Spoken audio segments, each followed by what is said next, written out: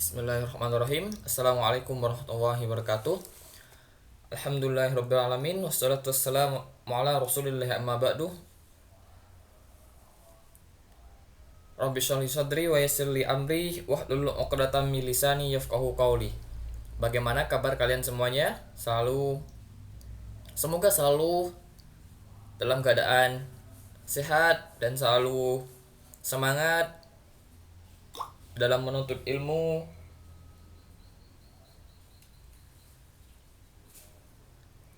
Dan untuk sekarang kita lanjutkan pelajarannya. Pada pertemuan yang lalu kita sudah belajar tentang as-sabiqunal awwalun atau orang yang pertama kali masuk Islam. Nah, untuk sekarang kita lanjutkan pelajarannya, yakni pelajaran yang ke-12 tentang ulul azmi. Sudah pernah belajar tentang ulul azmi? Mungkin di antara kalian sudah ada yang pernah belajar tentang ulul azmi, juga sudah memahami terkait dengan materinya. Dan bagi yang belum belajar, tidak apa-apa juga karena kita akan belajar terkait dengan bagaimana pengertian ulul azmi dan bagaimana dan siapa saja yang termasuk dari ulul azmi tersebut.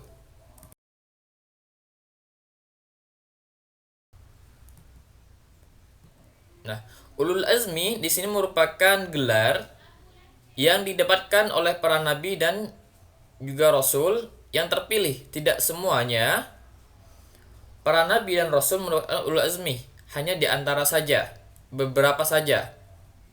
Mendapatkan gelar ulul azmi adalah mereka yang memiliki tekad dan kesabaran yang sangat kuat dalam menjalankan tugasnya sebagai nabi dan rasul. Sebagai seorang nabi dan rasul tentunya memerlukan kesabaran ketika berdakwah kepada umatnya. Dan nabi dan rasul ketika berdakwah kepada umatnya berbeda-beda. Ada yang mudah menerima ajakannya, ada yang tidak mau menerima ajakannya, bahkan ada nabi dan rasul yang sampai ratusan tahun berdakwah. Nabi Nuh berdakwah selama 950 tahun. Begitu lamanya ketika berdakwah, namun hanya segelintir orang saja yang mengikutinya. Bahkan ada yang mendapat ancaman dari kaumnya sendiri. Dan juga ada sebagian nabi dan rasul yang hidupnya menjalani dalam kesederhanaan dan ketawaduan. Para nabi dan rasul yang mendapatkan gelar ulul azmi ada 5, yaitu Nabi Nuh, Nabi Ibrahim, Nabi Musa, Nabi Isa, dan Nabi Muhammad SAW.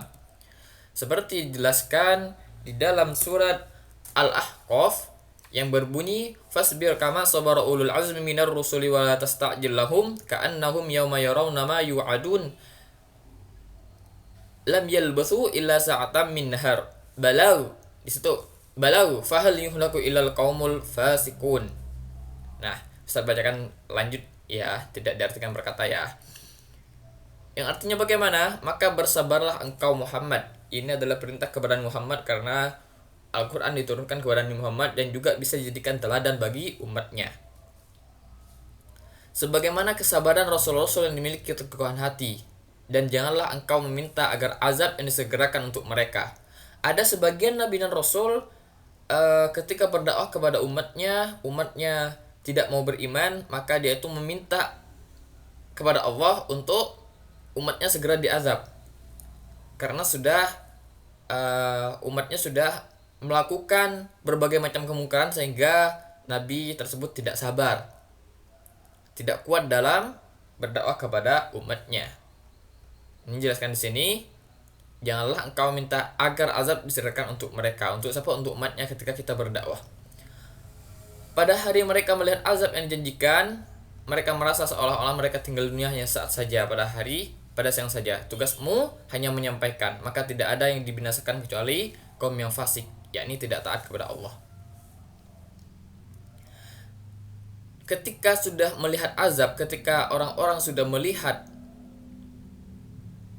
balasannya ketika di hari kiamat, orang-orang merasa bahwa hidup mereka hanya saat saja di dunia. Padahal ketika hidup dunia, manusia banyak merasa akan kekal, seolah-olah tidak akan mendapatkan balasan di akhir kelak, sehingga banyak orang-orang yang tidak beriman kepada Allah Subhanahu wa taala. Ulul azmi yang pertama yakni Nabi Nuh. Nabi Nuh berdakwah selama 950 tahun dan mendapat penolakan dari kaumnya, serta anak dan istrinya tidak mau beriman. Nabi Nuh alaihissalam berdakwah kepada kaumnya dan mendapatkan penolakan. Bahkan selama berdakwah, yakni 950 tahun, hanya sedikit orang yang mengikutinya. Bahkan anak dan istrinya pun tidak mau beriman, tidak mau mengikutinya. Sehingga atas kehendak Allah, umat Nabi Nuh yang membangkang tenggelam dengan gelombang air yang besar, yakni disebut dengan air bah. Ini kesabaran dari Nabi Nuh berdakwah selama 950 tahun. Sekitar itu. Lumayan lama.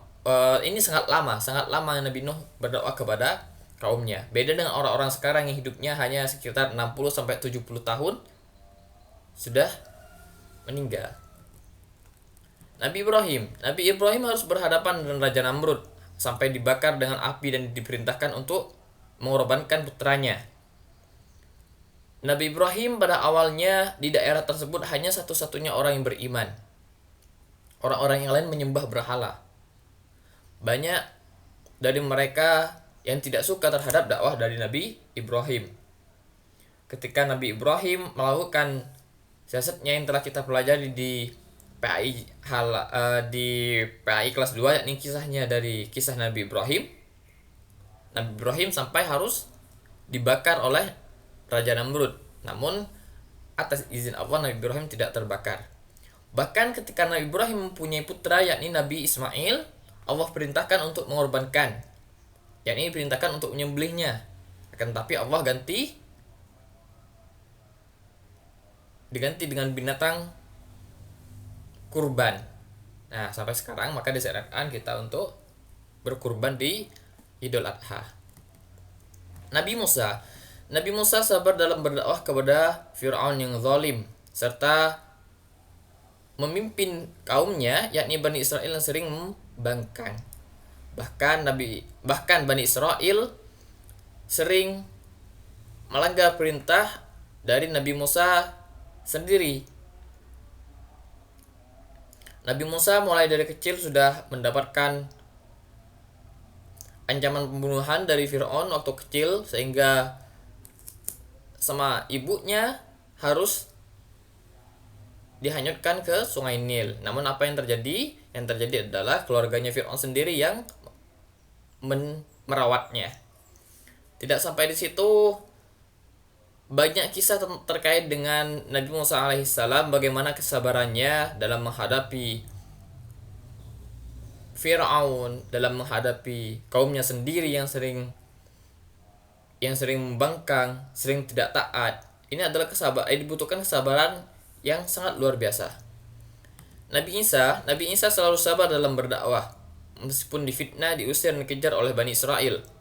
Waktu kecil Nabi Isa difitnah, ibunya Nabi Isa difitnah. Dianggap Nabi Isa adalah bayi yang haram. Dikejar oleh Bani Israel untuk dibunuhnya. Namun apa yang terjadi? Yang terjadi adalah yang dibunuh oleh kaumnya sendiri adalah orang yang diserupakan kepada Nabi Isa. Kalau misal kita membahas terkait dengan Nabi Nuh, Nabi Ibrahim, Nabi Musa, Nabi Isa alaihissalam, nanti akan harus ada waktu yang sangat panjang. Sehingga nanti kalian mencoba untuk mencari terkait dengan kisah-kisahnya. Belajar untuk membaca sendiri. Yang selanjutnya adalah Nabi Muhammad SAW. Sudah jamak kita ketahui bahwa banyak dari kisah dari Nabi Muhammad terkait dengan kesabarannya. Mulai ketika difitnah oleh orang kafir Quraisy, bahkan ketika Nabi Muhammad beribadah dilempari kotoran, jalannya diberikan duri orang-orang, namun Nabi Muhammad tetap selalu sabar. Bahkan tidak jarang Nabi Muhammad mendapatkan sisaan dan celaan. Ketika Nabi Muhammad berdakwah ke Taif, Nabi Muhammad dilempari oleh orang-orang sana dengan batu sehingga tubuh dari Nabi Muhammad terluka. Ini banyak kesabaran-kesabaran dari yang dicontohkan nabi-nabi dan rasul dari kisah-kisahnya, sehingga kita dapat meneladaninya.